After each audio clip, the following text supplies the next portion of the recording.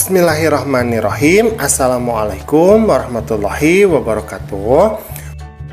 Pada kesempatan kali ini kita akan belajar di kelas 6.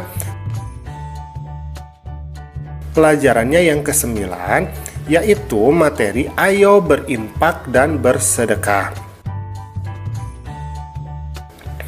Adapun submateri yang akan kita bahas pada kesempatan kali ini adalah memahami makna berinfak dan bersedekah.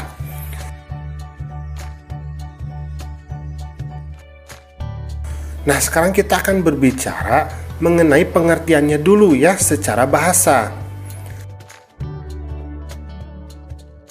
Nah, kalau infak ini berasal dari bahasa Arab nafaqo, artinya keluar, menafkahkan atau membelanjakan.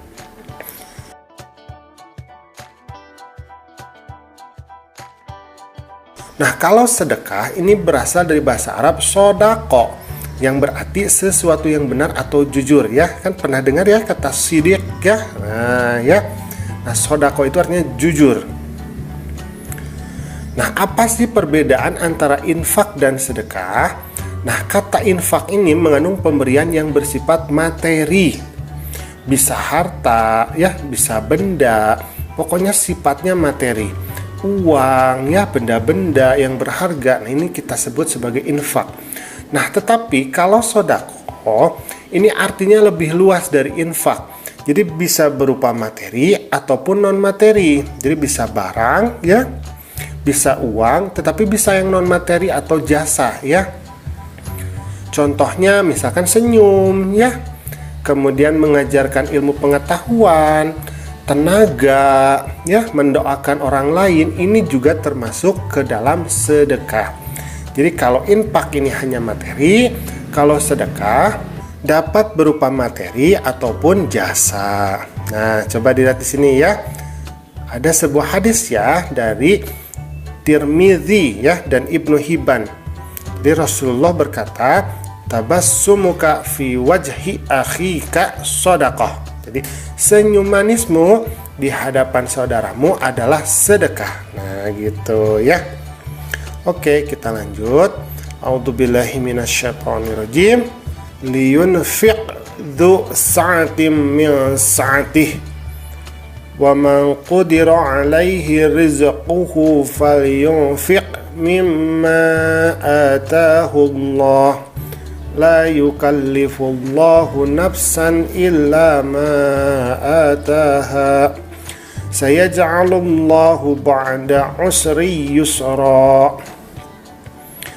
Nah, hendaklah orang yang mempunyai keleluasaan ini memberi nafkah menurut kemampuannya, dan orang yang terbatas rezekinya hendaklah memberi nafkah dari harta yang diberikan Allah kepadanya.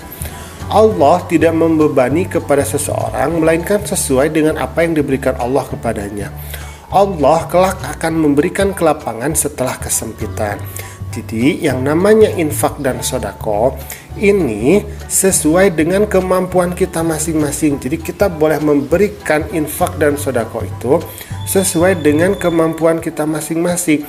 Jadi kita tidak terbebani. Kalau punya uang 1.000 ya berikan 1.000. Kalau punya uang 1 juta ya berikan 1 juta ya. Sesuai dengan kemampuan kita, sesuai harta yang kita miliki.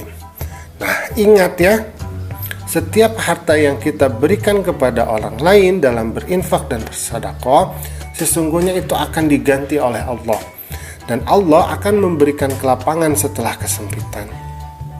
Gitu ya. Jadi kalau misalkan kita kesulitan, insya Allah akan datang kelapangan dari Allah.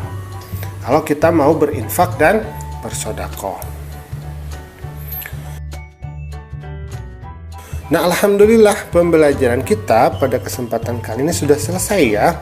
Ingat ya, apabila ada kesempatan lakukan infak dan sedekah. Assalamualaikum.